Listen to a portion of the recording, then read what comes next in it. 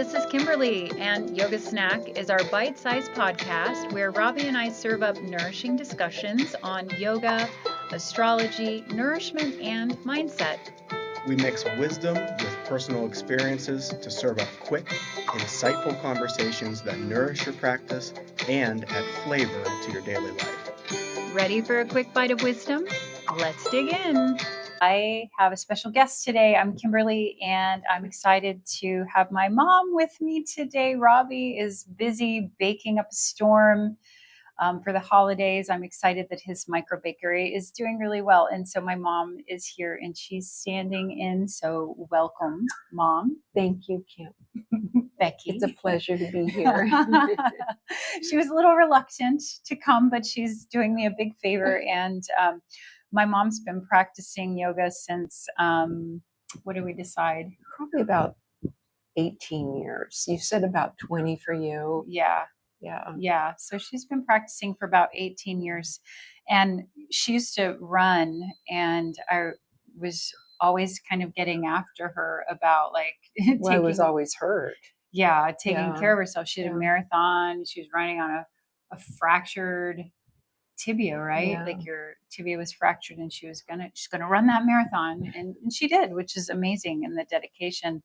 But I remember, just kind of bugging her and saying, you really need to find something that's taking care of yourself. And do you remember your first yoga class? Yeah, it was at the dance when you were doing it at the With dance. me? Yeah, it was with you. You were my teacher. You were my first teacher. I think that was the first class I taught too. Yes, that's right. Is that right? Yes. Oh, that was your first yoga class too ever, huh? Yeah. So since 2008, Yeah. you've been practicing yoga. Yeah. Wow. That was a while back. Yeah. So I think, what I want to talk about today is I'm here visiting my mom. She lives in the Caribbean in Bonaire, which is a beautiful island near Aruba. And it feels like my second home. And there's really just something so special here. Besides me. Including you. Including you. I mean, I come for you and the ocean. I have two mothers here. I have my birth mom. True. And I have my mother ocean. Yes. And Joy, her adorable dog, but she's being a little barky. So if you hear her, apologies. So while I, over the years that we've been here, my mom actually introduced me to scuba diving. I think it was for like my 25th or 26th birthday. You got me scuba diving lessons. Yeah. So over half my life ago.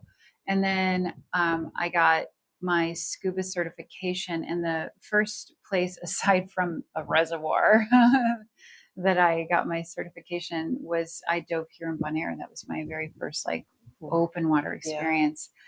And the water here is just beautiful, and the reverence that I've come to have for the ocean,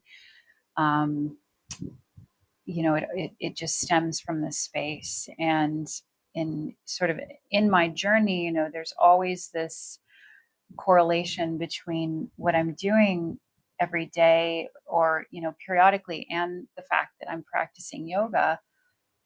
Because it's not just like getting on your mat and practicing yoga. It really starts to become this scaffolding for your life, I think, once you start to really look closer at it. I started with the physical practice, which I think we all do. Mm-hmm. And that's kind of what I want to talk about today, because in my journey, after scuba diving and loving that, I also started to have an interest in free diving, which is no scuba tank, no air. You just take a breath and you go down and you experience in a very brief amount of time, the ocean.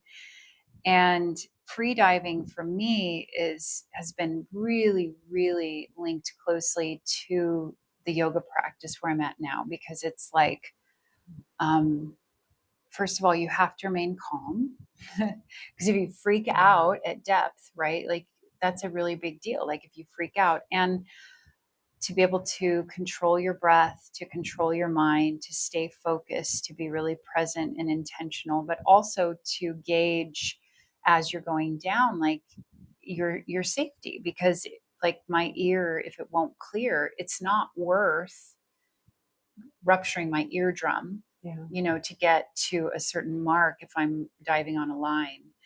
Um, and so I think that my yoga practice has really set me up for this, for this adventure that I'm on right now, my interest with freediving. Sure.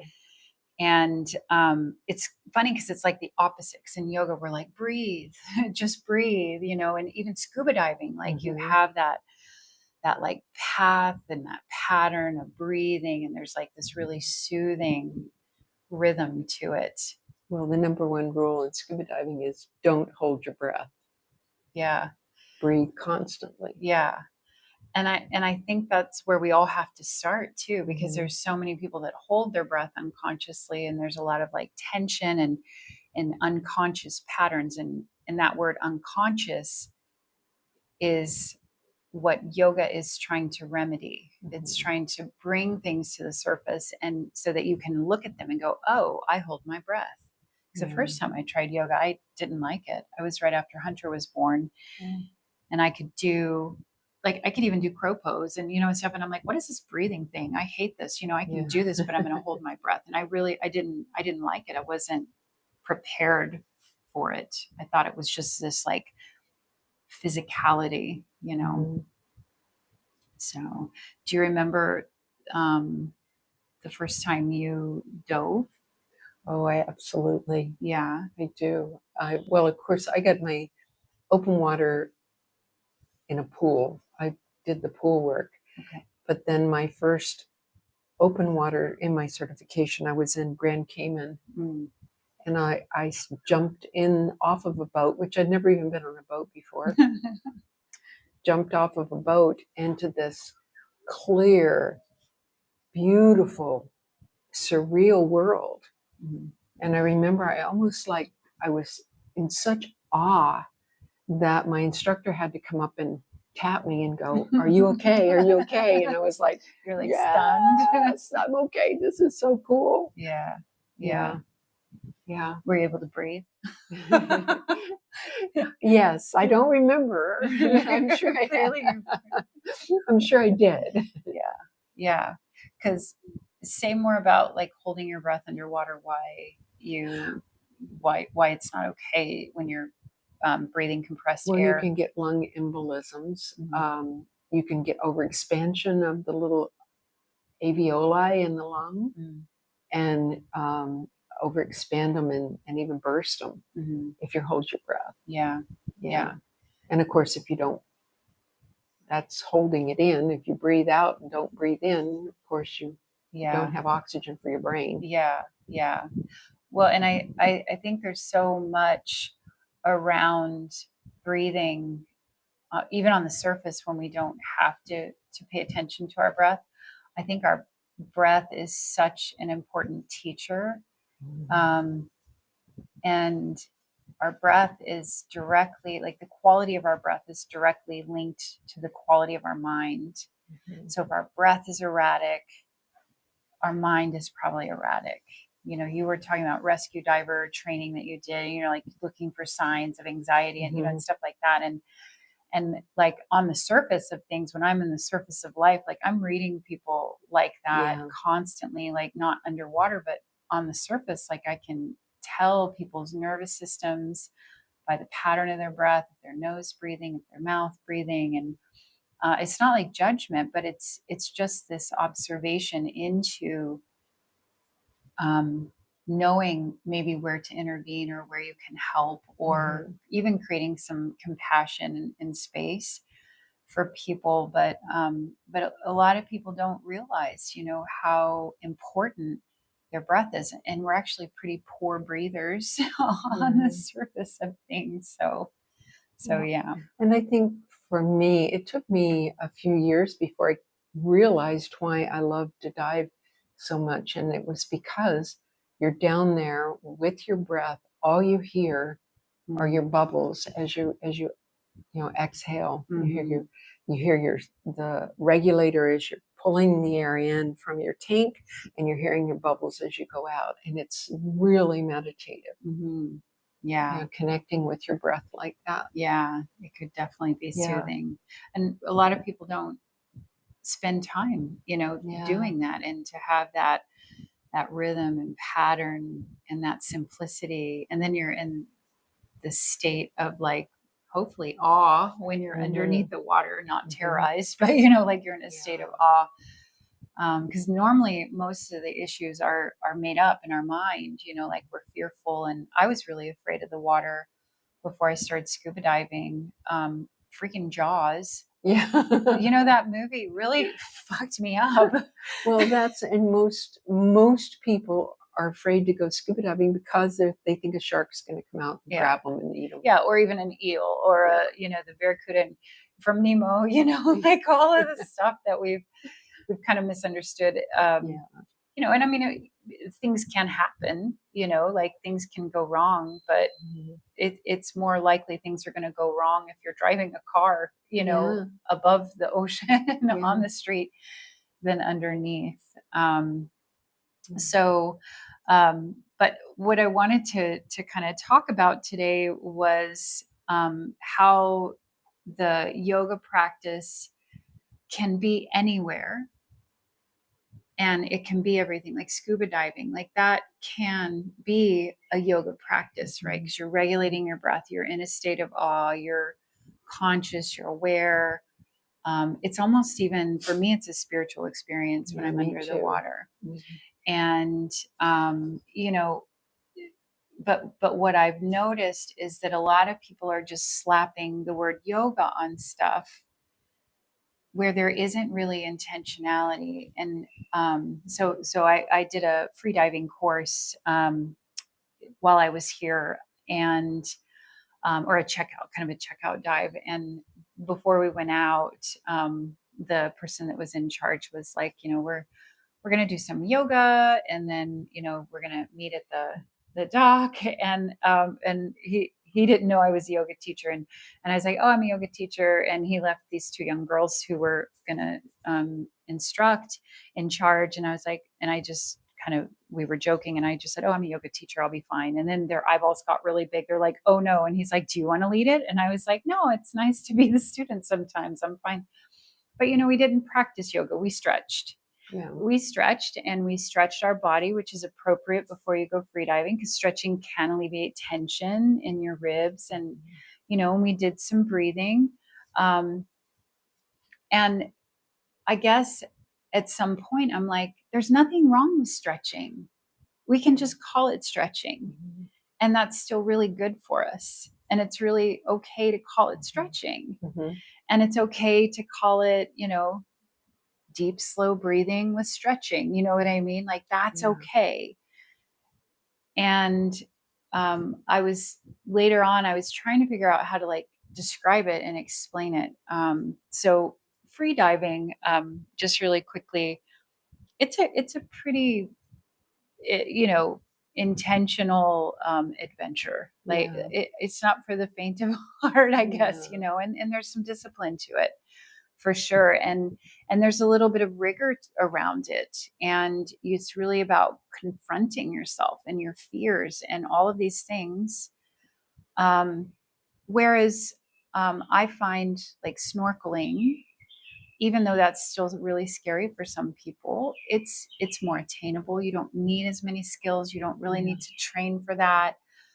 You're on the surface of things, you're not going deep, you know Yeah. and so I found this analogy of like, it's okay to stretch, like that's like, it's sort of like snorkeling, and it's good for you, and it's still this thing that's so incredible.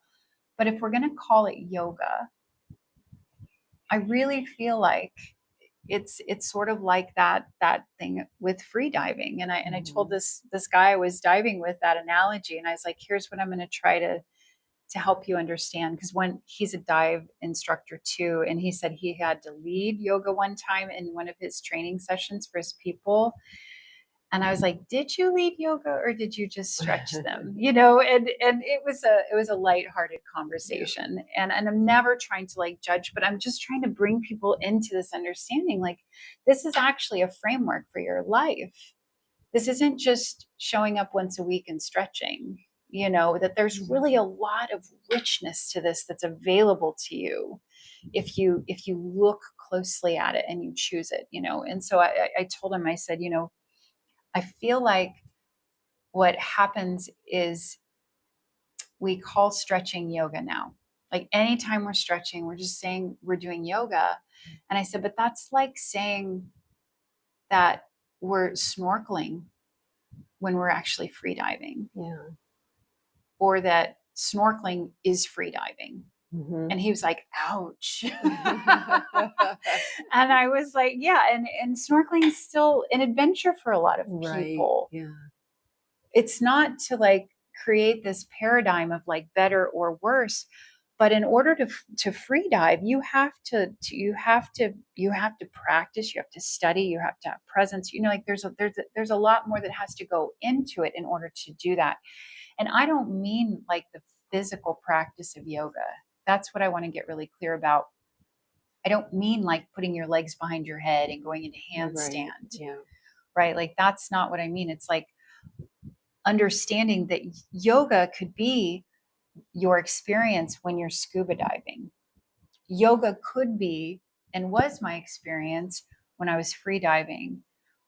Even when I lift weights, when I go strength train, I work on my breathing, I work on my recovery, I work on my presence, I work on my mindset, I work on all these things. And so that then transfers into like it's this path of yoga that I'm deeply embedded in.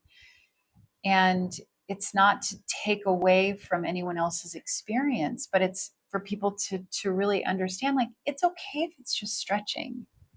In fact, that's really good for you. Like that's a good thing. But we've diluted it, and we've now anytime anybody stretches, they're doing yoga. Yeah. Yeah. And then we have the whole paradigm of I'm not flexible, so I can't do yoga. Yes. I've heard that so many times. I know if I had a dime, Yeah. I'd be a millionaire. But I think that that's kind of my rub. That's what I wanted to talk about today a little bit, is just how um,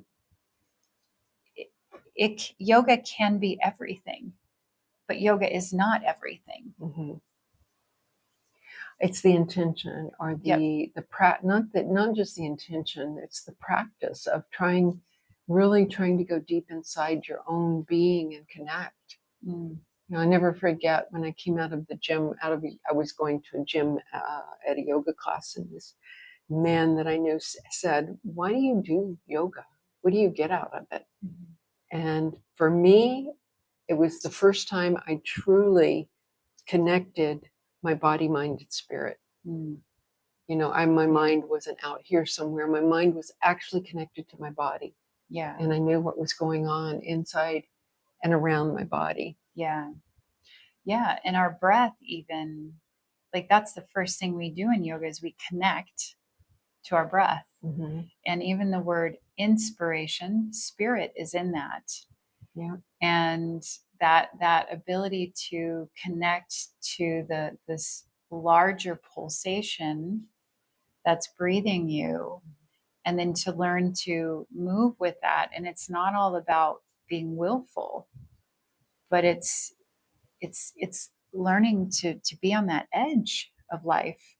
um, Douglas Brooks, my one of my philosophy teachers, he's like, the asana practice should impress your enemies and scare your loved ones. Like they're kind of worried about you. Your enemies are like, whoa, look at what they're doing. Like you're because you're kind of on the edge. And I don't necessarily mean asana, but I mean your yoga practice, even like the way that you show up in conversations, Mm-hmm. the way that you show up in your creativity, the way that you show up in your career or your family, or even on your mat, your yoga practice, if you have a physical practice, but even meditation, like all of that. It's like learning to be at that edge without falling over it. Mhm. And in the yoga myths, in the stories, we hear a lot about demons. Demons and yogis are very closely related. They are both walking the edge, but the thing is the demons went over the edge. Oh, yeah, They yeah, went over, they went yeah. to that next True. level. And so they walk this very close path with each other. And it's kind of interesting that they're both typically very skillful and very knowledgeable, Mhm. but that demons take it that literally one step too far, and then there's this drop off and this point of no return. And and with yogis, the path is to try to walk that line and to be on the edge of life, to experience the richness of what's Mhm. available to you. It's about it's about sometimes taking risks, and showing up in ways that are uncomfortable. And that's, I think, where the asana practice is helpful, because we're all going to enter it in the body that we have. And so, like, when I get to teach someone how to go upside down, like if I get to teach someone a handstand, and that's been something that they've never been able to do before, a lot of it is just about giving them the tools and the skills that they need to see that they actually already probably could have done it. They Mhm. just lacked sometimes sometimes they've lacked the skillfulness, the study, right, Mhm. of it. Mhm. Like, I didn't think I could hold my breath for 4 minutes. I did. You know what Yeah, I mean? yeah, Like, before that, you yes, asked me to hold it for 1 minute and I'm freaking out, yes. and when I did my static pool hold, it was up to 4 minutes. And that's what I Amazing. mean. It's like, but I had a teacher.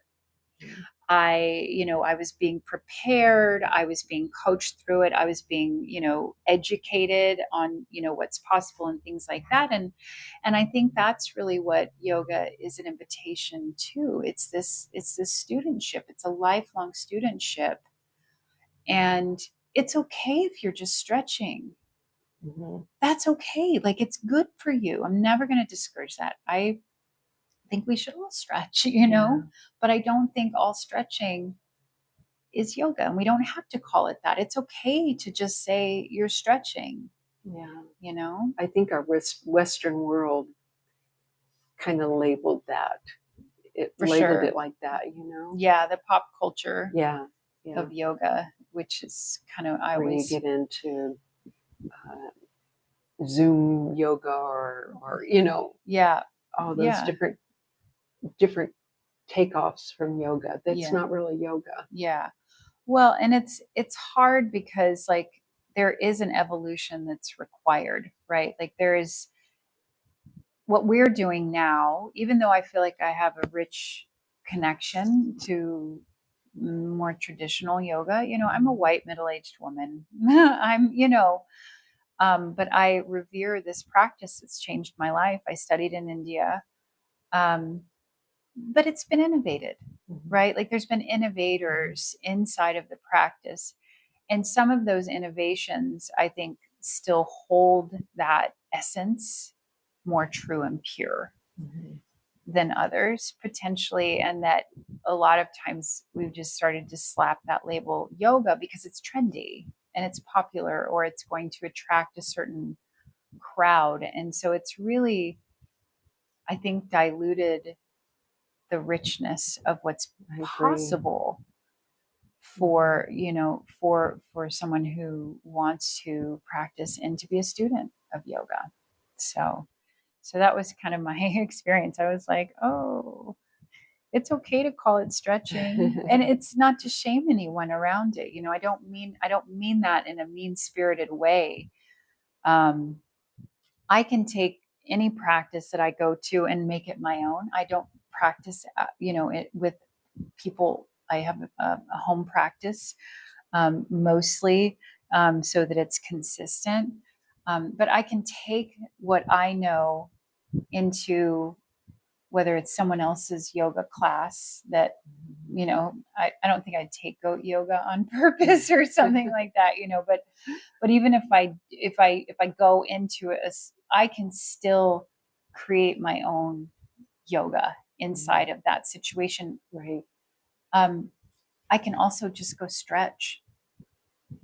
and that's Yeah. okay too. But then I can also then take my yoga to the free diving platform. Mm-hmm. I can take my yoga to the weight room. I can take my yoga Scuba diving. scuba diving, on a swim, in a Mm-hmm. conversation. Man, learning to stay in that edge of hard conversations, and being able to say things that need to be said, like walking that edge, that razor edge of life, is really what the yoga practice is an invitation to. So Mm-hmm. that's what I wanted to talk about today. Okay. I'm glad you joined me. Thank you. Yeah, thank you for having such a beautiful place and giving me an opportunity to do things like this, to be able to grow. Like, and never ever, like 10 years ago, if you said I'd be free diving or so, it was even just having an interest in being in the water. And yeah, it's opened up my life. And I think there's just so much for us to explore. And without my yoga practice, though, I don't think I would have the curiosity or the discipline or even the confidence to like try new things, And so, um, for those of you out there, I want to invite you in to exploring yoga as a student. It's not, there's no shame in going to a yoga class at all. In fact, I think we should all be doing more yoga, because, And you don't have to be flexible. oh my gosh, I know, right? No. You don't have to be flexible. You just in your mind, right? Right. That's where the flexibility comes. Yep. Yes. And opening our minds Yes. and allowing life to present itself, True. without, and what's interesting, I think too, is as we start to study ourselves, probably start to realize that we have tension patterns, we have holding patterns, we have places where we need to firm our boundaries up, where we need a little more like maybe muscle energy, right? Some more strength and containment versus relaxing and letting go and breathing through something really hard. And that's why a regular practice on our mat, I think, is so valuable, because we can't get away from ourselves. Yeah, true. You can. I guess you could check out, but then that's also then something to be aware of, like, oh, look at me, I've disassociated, or oh, look at me, I've checked out, or oh, look, I'm projecting. I think this instructor's being an asshole, or they're a jerk, or why are they picking on me, or like really that the richness of consistency in and through the body is important, because our body carries our story. Mm-hmm. We're not supposed to neglect our body, but it's an energetic system. And when we clear up the energy pathways in the body, then life is able to flow through us more abundantly, and we thrive, even though eventually we're going to fall apart, and things are going to change. We can still allow for presence and clarity and even compassion for ourselves throughout this process. And that's why we practice. It's not to put our feet behind our head. It's to walk on the edge of life and really richly explore that, and I think find awe and wonderment more often. Even at home, when I'm in Colorado, I like make myself look at the mountains, because I'm like, I live here in this beautiful place, and how often you just like let it go by. Yeah. Yeah. So, all right. Well, thank you all for listening, and I appreciate you guys. Likes, shares, comments, all of that actually truly matters. I have some stuff in the new year coming up that I'm excited about. So stay tuned. And I've got a YouTube channel. 1 week or one class a week is coming up on my YouTube channel. I really like the series that is up right now. It's my fluidity series, and it's all about the water element. And I've been so inspired, by water in so many reasons, especially being here right now. But we're more liquid than we are solid. So these classes are anywhere from 5 minutes to 20 minutes, really makes a home practice, a consistent practice possible with some deep reflection and introspection and guidance. So check out my YouTube channel. I've got some live things coming up, and I've got some more stuff on Insight Timer. So I think that's all I have. Thank you guys, and I'll sign off. Thank you, Mom, for joining us. Thanks for having me. All right, and we do this, I go like this, and when I go like that, it'll say, see you next time. Okay. Ready? See you next time.